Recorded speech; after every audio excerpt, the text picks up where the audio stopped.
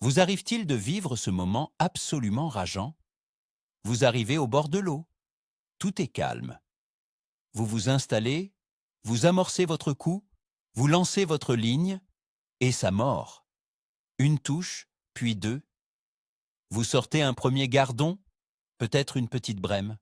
Vous vous dites, c'est ma journée. Et puis, au bout de 15 minutes, montre en main, plus rien. Le vide absolu.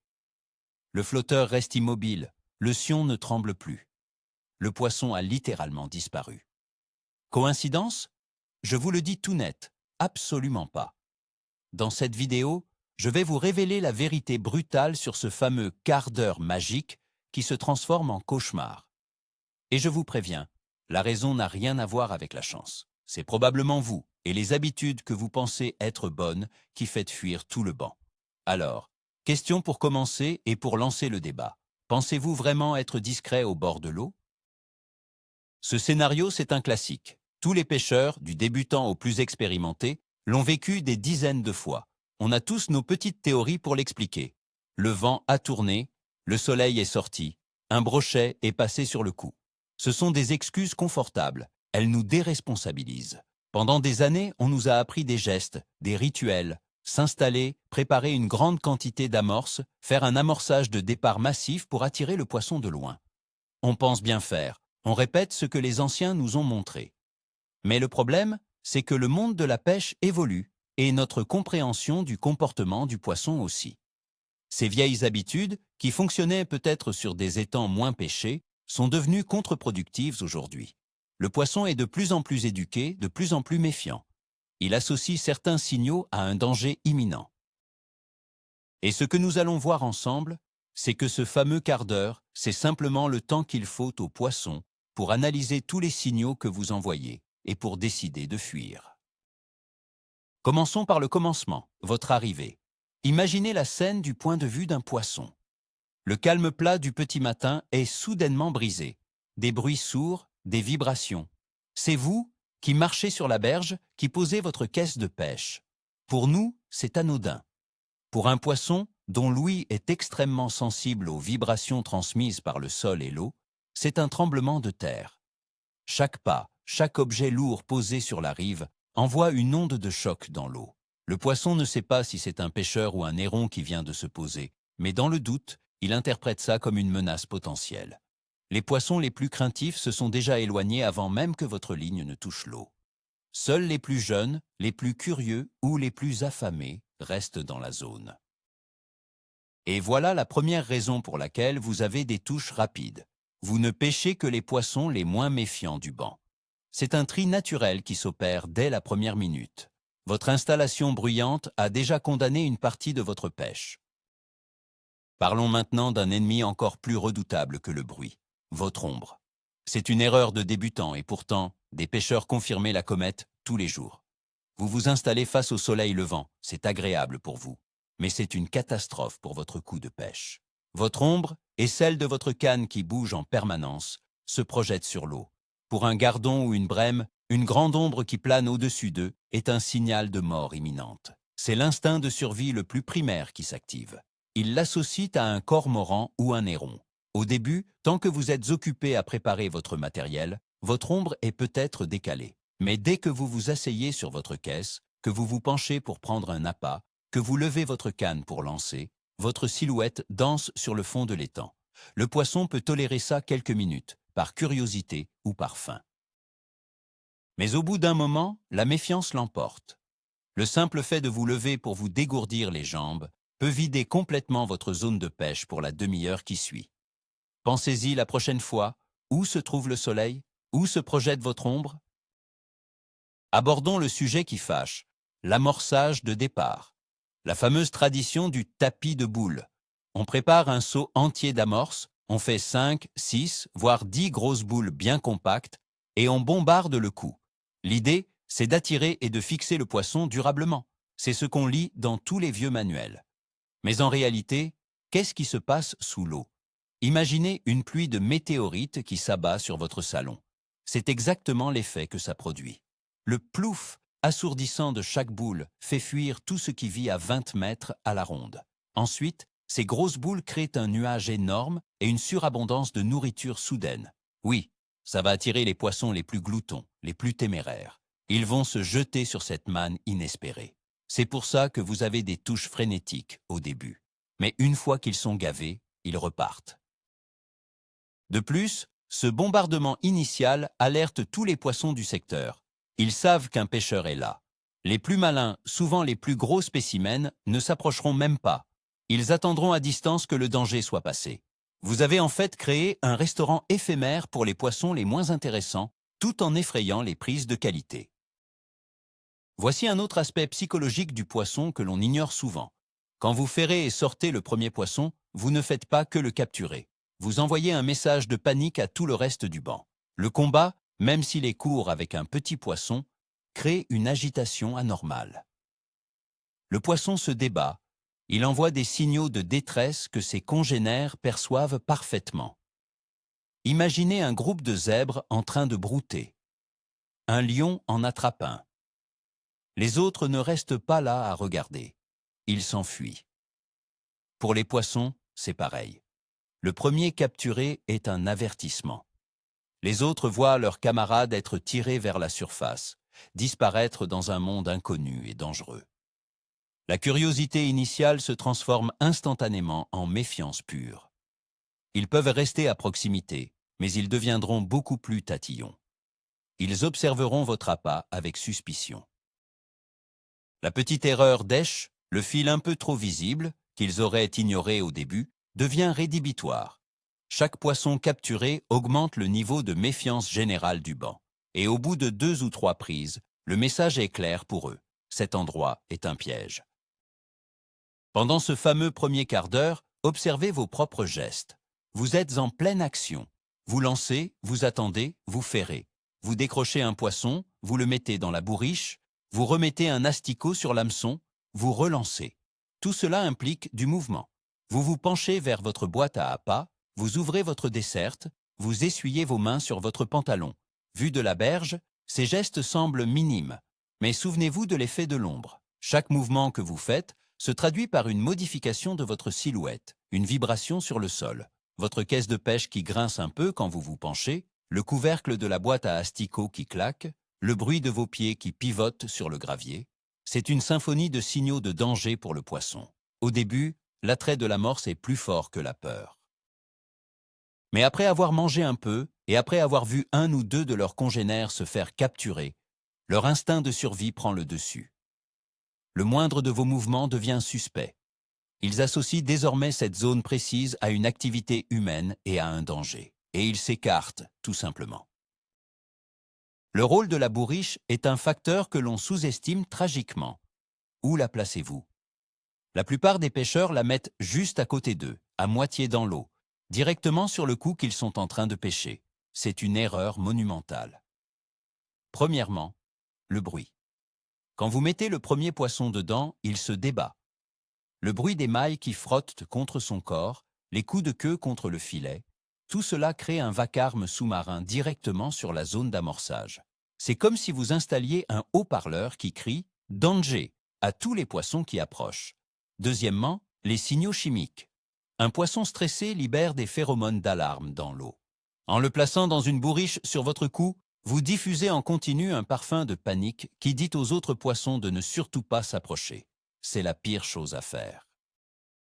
La bourriche devrait toujours être placée légèrement en aval ou à l'écart de votre zone de pêche précise. Sinon, vous créez vous-même une zone d'exclusion autour de votre appât. Et après 15 minutes de diffusion de ce signal, il est normal que plus rien ne morde. On a parlé de l'amorçage de départ massif, mais il y a aussi la question du rappel. Souvent, quand les touches s'espacent après le premier rush, quel est notre réflexe? Relancer 1 ou 2 boules d'amorce pour réactiver le coup. Et c'est là qu'on achève le travail de sape. Les quelques poissons méfiants qui étaient encore en train de rôder aux alentours, hésitant à revenir, subissent un nouveau bombardement. Le plouf de la nouvelle boule d'amorce est le signal final qui leur dit de partir pour de bon. C'est une erreur de jugement. On pense que le manque de touche est dû à un manque de nourriture, alors qu'en réalité, il est dû à un excès de méfiance. Le bon réflexe serait de faire l'inverse. Arrêter tout amorçage bruyant. Passer à un agrénage très léger, avec une fronde, en utilisant des particules qui descendent doucement dans la colonne d'eau, comme du chènevis ou quelques asticots. Il faut faire le moins de bruit possible. Il faut rassurer le poisson, pas le brusquer. Relancer une grosse boule d'amorce, c'est comme crier dans une bibliothèque après avoir demandé le silence. C'est totalement contre-productif. Il y a aussi une réalité biologique qu'il faut accepter. Dans un banc de poissons, tous les individus n'ont pas le même caractère. Il y a les audacieux, les jeunes, les têtes brûlées, qui foncent sur tout ce qui bouge. Et il y a les plus expérimentés, les plus vieux, souvent les plus gros, qui sont beaucoup plus prudents. Lors de votre arrivée et de votre amorçage initial, qui va mordre en premier? Évidemment, ce sont les têtes brûlées. Ils sont moins méfiants et plus rapides à se décider. C'est pour cette raison que les premières 15 minutes sont souvent une succession de prises de petits poissons. Vous êtes simplement en train d'écrémer la couche la plus naïve du banc. Une fois que vous avez capturé ces quelques individus téméraires, il ne reste que les vétérans. Et eux, ils ont eu tout le loisir d'observer la scène. Ils ont vu le bruit, l'ombre, l'agitation, les captures. Ils ne vont pas faire la même erreur. Le silence qui s'installe n'est donc pas un signe que le poisson est parti, mais plutôt que le poisson restant est beaucoup plus intelligent. Votre défi change. Il ne s'agit plus d'attraper des poissons affamés, mais de déjouer la méfiance de poissons éduqués. Considérez maintenant la nature même de votre amorce. La plupart des amorces du commerce sont conçues pour être très attractives et pour travailler vite. Elles créent un nuage, libèrent des particules, diffusent des arômes. C'est parfait pour attirer le poisson rapidement. Mais cet effet est souvent de courte durée. Au bout de 15 à 20 minutes, le nuage s'est dissipé. Les particules les plus légères ont été emportées par le courant, même s'il est infime. Ce qui reste au fond, c'est la partie la plus lourde et la moins active de votre amorce. Le signal attractif initial, très puissant, a diminué de façon drastique. Le poisson, attiré de loin par cette explosion de saveur, arrive sur place, mange ce qu'il y a à manger. Et une fois que l'effet de nuage et de diffusion est terminé, il continue son chemin. Votre coup de pêche n'est plus aussi attractif qu'au début. Vous avez créé un pic d'activité intense, mais très bref. Pour maintenir l'attractivité, il faut entretenir le coup, non pas avec des grosses boules, mais avec un rappel très régulier et très discret pour maintenir un flux constant de particules et d'odeurs. Un détail technique mais crucial, la bannière et le contact avec la ligne. Dans l'excitation des premières minutes, on a tendance à être moins rigoureux. On lance, on pose la canne et on attend. Mais le vent, même léger, peut créer un ventre dans votre bannière. Ce morceau de fil entre le sion et le flotteur, s'il est détendu, va bouger au gré du vent et des vagues. Chaque mouvement de la bannière se transmet au flotteur et donc à la ligne et à l'appât. Sous l'eau, votre asticot, au lieu d'être présenté de manière naturelle, fait des petits sauts et des mouvements anormaux. Au début, un poisson curieux peut prendre, mais les poissons plus méfiants vont trouver ça suspect. Un appât naturel ne se comporte pas comme ça. De plus, une bannière détendue retarde la perception de la touche et l'efficacité du ferrage. Vous risquez de rater les touches les plus fines des poissons les plus délicats. Après le premier rush, quand seuls les poissons éduqués sont là, une présentation parfaite et une bannière tendue sont absolument essentielles. L'approximation n'est plus permise. Parlons d'un phénomène acoustique sournois, les bruits métalliques ou plastiques. Pensez au bruit que fait le couvercle de votre boîte à plomb quand vous le refermez, ou le clic de votre dégorgeoir contre la desserte métallique, ou encore le son de votre fil qui frotte contre les anneaux lors d'un lancer un peu appuyé. Pour nous, ce sont des bruits de fond insignifiants, mais l'eau est un excellent conducteur du son. Ces bruits aigus et non naturels sont particulièrement anxiogènes pour les poissons. Ils ne ressemblent à rien de ce qu'ils entendent dans leur environnement habituel. C'est un son étranger et donc potentiellement dangereux. Dans les premières minutes, l'attrait de la nourriture peut l'emporter. Mais au fur et à mesure que vous faites ces petits bruits, vous augmentez le niveau de stress des poissons sur le coup. C'est une accumulation de micro-agressions sonores. Chaque clic est un petit signal d'alarme supplémentaire. Au bout de 15 minutes de ce traitement, même le poisson le plus affamé finira par se dire que le jeu n'en vaut pas la chandelle. L'erreur de l'appât unique est aussi une cause fréquente de l'arrêt des touches. Vous commencez votre pêche avec un asticot blanc, parce que ça marche toujours. Et effectivement, vous prenez quelques poissons. Mais le banc n'est pas composé de clones. Certains individus peuvent préférer autre chose. D'autres, après avoir vu leurs congénères se faire prendre avec un asticot blanc, vont commencer à s'en méfier spécifiquement. Ils vont associer cette forme et cette couleur précise au danger. Si vous continuez à pêcher obstinément avec le même appât, vous vous adressez à une fraction de plus en plus réduite du banc. Le secret, c'est de varier. Après quelques prises, ou dès que les touches ralentissent, essayez un asticot rouge, puis un panaché. Essayez un pinky, un castor, un petit verre de terreau, un grain de maïs. Parfois, un simple changement d'appât peut débloquer la situation instantanément, car vous présentez quelque chose de nouveau aux poissons méfiants qui sont restés sur le coup. Ne pas s'adapter, c'est se condamner à ne pêcher que les poissons les moins malins. Et si le problème venait de vous, de votre propre psychologie? Les 15 premières minutes sont celles de l'espoir et de la concentration maximale. Vous êtes attentif au moindre frémissement du flotteur. Votre corps est immobile, vos yeux sont rivés sur l'antenne. Mais après ce premier quart d'heure, si les touches s'espacent, l'impatience s'installe. On commence à bouger sur notre siège. On regarde notre téléphone. On se dit « ça ne mord plus » et inconsciemment, on devient moins rigoureux. On relève la ligne plus souvent et plus brusquement pour vérifier l'appât. On est moins délicat dans nos gestes. Le poisson perçoit ce changement d'attitude. Il perçoit l'agitation accrue, les mouvements plus brusques. Notre propre frustration se transmet à notre façon de pêcher, ce qui augmente la méfiance du poisson. C'est un cercle vicieux. Moins ça mord, plus on s'impatiente, et plus on s'impatiente, moins ça mord. Parfois, le meilleur moyen de provoquer une touche est de retrouver le calme et la concentration des premières minutes. Revenons à votre montage. Au début de la session, vous êtes souvent avec un montage standard. Un bas de ligne en 12 centièmes, un hameçon de 16. C'est passe-partout et ça permet de sortir les premiers poissons rapidement. Mais une fois que les poissons les plus faciles ont été capturés, les survivants, eux, sont beaucoup plus regardants. Ils ont eu le temps d'observer votre ligne. Le diamètre du fil, la taille de l'hameçon, la façon dont l'èche est présentée, tout cela devient d'une importance capitale. Le silence des touches après 15 minutes est souvent un signal qu'il faut affiner votre montage. C'est le moment de passer sur un bas de ligne en 10, voire en 8 centièmes, de descendre à un hameçon de 18 ou de 20, de s'assurer que l'asticot frétille librement et ne dissimule pas entièrement la courbure de l'hameçon. C'est un travail de finesse. Les poissons sont toujours là, mais ils n'accepteront de mordre que sur une présentation absolument parfaite et insoupçonnable. Continuer avec le montage de départ, c'est comme essayer d'ouvrir un coffre-fort avec une barre à mine. Pensez également à la zone de pêche elle-même. Quand vous faites votre amorçage de départ, vous créez une zone de restaurant très précise. Les poissons s'y concentrent, vous pêchez en plein milieu et vous prenez les premiers arrivés. Mais le combat avec ces poissons a lieu exactement sur cette zone. Le trouble, la panique, tout se passe sur le garde-manger.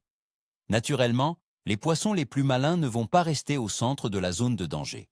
Ils vont se poster en périphérie. Ils attendent, à 1 ou 2 mètres du cœur de l'amorçage, pour intercepter les particules qui s'en échappent, sans prendre le risque d'aller au centre. Si les touches s'arrêtent, un réflexe incroyablement efficace est de décaler légèrement votre pêche.